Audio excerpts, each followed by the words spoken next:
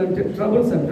దేవుని పిల్లలు ఎన్నో సమస్యల్లో ఉన్నవారు, ఎన్నో శ్రమల్లో ఉన్నవారు, ఎన్నో కష్టాల్లో ఉన్నవారు, ప్రతివాని యొక్క శ్రమం నుంచి, ప్రతివాని కష్టాల నుంచి దేవుడు విడిపించేవాడై ఉన్నాడు అని దేవుడు ఇక్కడ తెలియజేస్తున్నాడు. అయ్యా, నువ్వు నా కోసం నా దగ్గరకు వచ్చావు కదా, ఖచ్చితంగా నేను ఆలకిస్తున్నా. అంత మాత్రమే కాదు, నేను విడిపించేవాడు కూడా నేనే అని తండ్రి అని దేవుడు అంటున్నాడు. ఆయన ఎప్పుడైతే విడిపించాడో అక్కడ ఏం జరుగుతుందంటే దేవుని నామము మహిమపరచబడుతుందిగా మనం చూస్తున్నాం. దేవుని స్తోత్రం కలుగును గాక. దయచేసి అదే 50-23 వచనంలో కూడా ఒక చక్కటి మాటను తెలియజేస్తున్నాడు. చూడండి, 50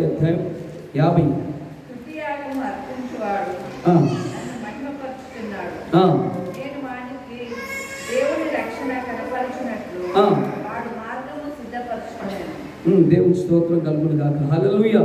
చాలా అద్భుతమైన మాట అంటున్నాడు.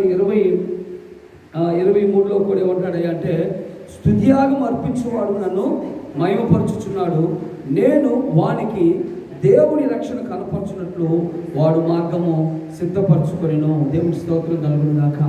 ఆల్రెడీ మన మార్గం ఎవరంటే ప్రభు అయిన యేసుక్రీస్తు వారు. మన సమస్యలన్నిటినీ, మన శ్రమలన్నిటినీ, మన కష్టాలన్నిటినీ ఎరిగిన వారు ఎవరంటే ప్రభు అయిన దేవాది దేవుడై ఉన్నాడు. మరొక భాగంలో అంటాడు, అయ్యా, నీ నోటికి రాకమునిపే నువ్వు ఏదైతే ప్రార్థన చేస్తావో అది నీ నోటికి రాకమునిపే నీ ప్రార్థన నేను ఆలకించి ఉన్నాను అంటాడు. దేవుడి స్తోత్రం కలుగును గాక.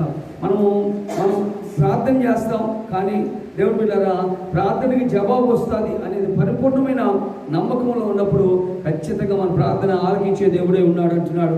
ఇక్కడ అదే అంటున్నాడు కదా, నేను వానికి దేవుని రక్షణ కనపరచున్నట్లు వాడు మార్గము సిద్ధపరచుకొనెను. దేవుని స్తోత్రం కలుగును గాక. వాడు మార్గము సిద్ధపరచుకున్న ఆ మార్గం ఎవరు అంటే ప్రభువైన యేసుక్రీస్తు వారే. ఎందుకంటే ప్రతి సమస్య నుంచి, ప్రతి కష్టం నుంచి, ప్రతి బాధ నుంచి, ప్రతి ఇరుకుల నుంచి నువ్వే పరిస్థితుల్లోకి వెళ్ళిపోయావో ఆ పరిస్థితుల్లో నుంచి కూడా విడిపించగలిగిన వారు ఎవరైనా ఉన్నారు అంటే ఆయన నజరేయుడైన యేసు ప్రభు అని మనము చూడగలుగుతున్నాం. ఒకసారి దేవుడి పిల్లల దేవుని యొక్క వాక్య భాగంలో మరొకసారి చూద్దాం. కీర్తనలు 107వ కీర్తనలో దేవుడి పిల్లల 107వ కీర్తన 28వ వచనంలో కూడా ఒక చక్కటి మాట ద్వారా దేవుడు తెలియజేస్తున్నాడు. చూద్దాం ఒకసారి. శ్రమలు తాళలేక వారు యెహోవాకు మొరపెట్టిరి, ఆయన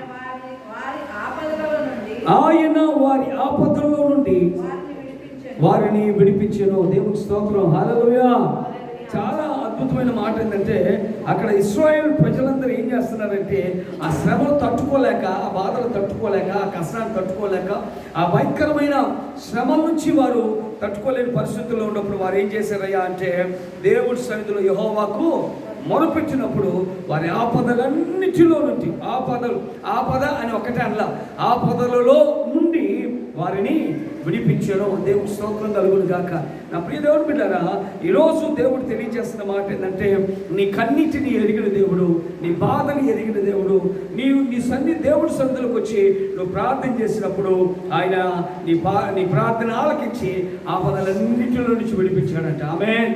అందుకే అంటున్నాడు కదా, నాకు ఆపత్కాలంలో నువ్వు నన్ను మొరపెట్టినప్పుడు నేను నిన్ను విడిపించానయ్యా, నీవు నన్ను మహిమపరచదు అంటాడు. కనుకనే మరొక మాట దేవుని బిడ్డలారా దయచేసి గమనిద్దామా. 91వ కీర్తనలో కూడా ఒక చక్కటి మాటను దేవుడు తెలియజేస్తాడు. 91వ కీర్తన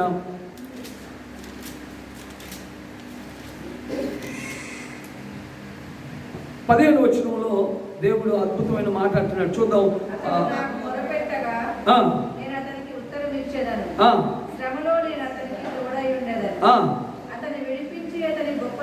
ప్రైజ్ ది లార్డ్. హల్లెలూయా. మనం చదివిన లేఖన భాగాలన్నిటిలో మనం చూస్తే అతన్ని విడిపించి ఆమెను, అంటే అతడు అనే సందర్భంలో స్త్రీలు పెట్టుకోవచ్చు, ఆమెను విడిపించి దేవుని స్తోత్రం కలుగును గాక. హల్లెలూయా. ప్రతి సమస్య నుంచి విడిపించగలిగిన వారు ఎవరంటే ప్రభువైన యేసుక్రీస్తు వారు. అందుకే ఆయన పేరు ఏం పేరయ్యా? ఆయన పేరేంటి పేరు చెప్పారు? తండ్రి అయిన గాబ్రియేలు దూత ఏం చెప్పింది? మరియమ్మకి యేసు అని పేరు పెట్టండి అంటాడు. యేసు అంటే అర్థం ఏంటయ్యా అంటే రక్షకుడు అని అర్థం. అన్ని విషయాల నుంచి రక్షించేది ఆయనే కనుక ఆయనను బట్టి మనము దేవుని స్తుతించాలి, దేవుణ్ణి ఆరాధించాలి. అక్కడ అంటాడు అద్భుతంగా, అతడు నాకు మొరుపెట్టగా నేను అతనికి ఉత్తరం ఇచ్చేదను, శ్రమలో నేను అతనికి తోడే ఉండేదను, అతన్ని విడిపించి అతని గొప్ప చేసేదను. దేవుడి స్తోత్రం కలుగును గాక. ఇంకొంచెం ముందుకు వెళ్తే ఆయన ఏం చేస్తారంటే దీర్ఘాయువు చేత అతను తృప్తిపరిచేదను, నా రక్షణ అతనికి చూపించేదను. ఆమేన్, హల్లెలూయా. బాధల్లో నుంచి విడిపించేది ఎవరంటే ప్రభు అయిన యేసుక్రీస్తు వారు. శ్రమంలో నుంచి విడిపించేది ఎవరంటే ప్రభు అయిన యేసుక్రీస్తు వారు. దుఃఖమును ఆనందంగా మార్చేది ఎవరంటే ప్రభు అయిన యేసుక్రీస్తు వారు. ఆయన యందు మనము సంతోషముతో దేవుని బిడ్డలారా ఆనందముతో ఉన్నప్పుడు దేవుడు మన స్తుతి, దేవుణ్ణి మహిమపరచబడుతుందని దేవుడు తెలియజేస్తున్నాడు. ఇంకో మాట మనం గమనిద్దాం దేవుని బిడ్డలారా, దయచేసి అదే కీర్తన 77:22 కూడా చాలా చక్కటి. ఎందుకంటే ప్రార్థనల గురించి ఎక్కువగా దావీదు గారు తన యొక్క లేఖనాల్లో రాస్తూ ఉంటారు.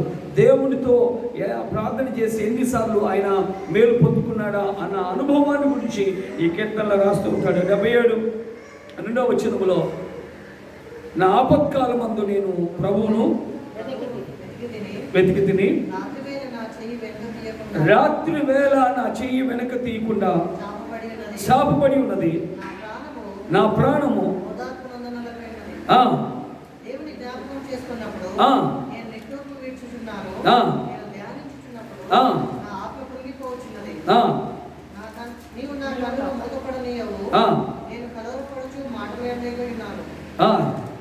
దేవుడి స్తోత్రం. అక్కడ మనం చూసినట్లయితే 2వ వచనంలో అద్భుతంగా, నా ఆపత్కాలమందు నేను ప్రభువును వెతికి తిని రాత్రి వేళ నా చెయ్యి వెనుకకు తీయకుండా శాపబడి ఉన్నది. దేవుని పిల్లలు మనం ఏం చేస్తామంటే ప్రార్థన చేస్తాం, వెళ్ళిపోతాం. మళ్ళీ వేరే వాళ్ళు ప్రార్థన చేయండి అంటాం, మళ్ళీ ప్రార్థన చేస్తాం, వెళ్తూ ఉంటాం. నేను చాలాసార్లు నేను ప్రార్థన చేస్తానా, మళ్ళీ వెళ్ళి పాస్టర్ గారి దగ్గరికి వెళ్ళిన ప్రార్థన చేయంట. ఆయన ఆ సమయంలో ప్రార్థనాత్మతో ఉంటే ప్రార్థన చేస్తే ఆ కార్యం జరుగుతుంది. ఒక్కోసారి ఇప్పుడు కాదురా అంటాడు. ఏది ఏమైనా దేవుని బిడ్డలారా, అయ్యగారికి మాత్రం ఫోన్లు మాత్రం చేయండి, తప్పకుండా మీకు ప్రార్థన చేస్తారు. దేవుని స్తోత్రం కలుగునుగా. హల్లెలూయా. ఏ పరిస్థితుల్లో ఉన్నా దేవుని పిల్లలు అయ్యగారు తప్పకుండా ప్రార్థన చేస్తారు. నేను చూస్తున్నాను ఆ ప్రార్థనకు దేవుడు జవాబిస్తాడు. దేవుడి స్తోత్రం కలుగును గాక. చాలా విడుదల పొందారు. కనుక నేను ఈ సమయకాలంలో నేను బాగా నేర్చుకున్నది ఏంటంటే, అయ్యగారు డైరెక్ట్గా వెళ్ళి ప్రార్థన చేయకుండా అనకుండా ఖచ్చితంగా అయ్యగారికి సాటుగా వెళ్ళి ఫోన్ చేస్తే ఖచ్చితంగా ప్రార్థన చేస్తాడు. దేవుడి స్తోత్రం కలుగును. ఎదుటిగా ఉంటే ఫోన్లోనే అంత జవాబు వస్తే, ఎదుటిగా ఉంటే ఇంకెంతో అద్భుతమైన జవాబు వస్తుంది. ఎందుకంటే దైవజనుడి ప్రార్థన దేవుడు ఆలకిస్తాడు. నేను చెప్తున్నాను దేవుని బిడ్డలారా, మొన్న దినాన అయ్యగారు నా గురించి ప్రార్థన చేసినప్పుడు దేవుడు ఎంతగానో మేలు, ఎంతగానో ఆదరణ, ఎంతగానో ఆశీర్వాదం, ఎంతగానో ప్రభు కన్నిటితో బాధలు దుఃఖంతో ఉన్నప్పుడు ఆయన ఎంతో వేదంతో ప్రార్థన చేసినప్పుడు ఆ దినాన దేవుని బిడ్డలారా అద్భుతమైన కార్యాలు జరిగినాయి. సండే రోజున ప్రార్థన చేసినప్పుడు స్వస్థతలు అద్భుతాలు ఆయన అనాయింటిగా నా మీద అట్లా ఫ్లో అయిపోయింది అన్నమాట. అలాంటి అభిషేకము పొందిన దైవజనులు, మీకు దైవజనుడిగా ఉంటాం మీరు అదృష్టవంతులని, ఆయన నాకు గురువుగా ఉంటాం, నేను కూడా అదృష్టవంతులని యేసు ప్రభు నామములో దేవుని నామానికి మహిమపరుస్తున్న దేవుని స్తోత్రం కలుగును గాక. హల్లెలూయా. ఇక్కడ చాలా అద్భుతమైన మాట ఏమంటున్నాడు అంటే, దయచేసి మరొక మాట చూద్దాం దేవుని బిడ్డలారా. చూడండి, లూకా సువార్త 17వ అధ్యాయము 15వ వచనం నుంచి అక్కడ ఒక సంఘటన జరుగుతుంది. చూద్దామండి. లూకా సువార్త 17వ అధ్యాయము 15వ వచనం.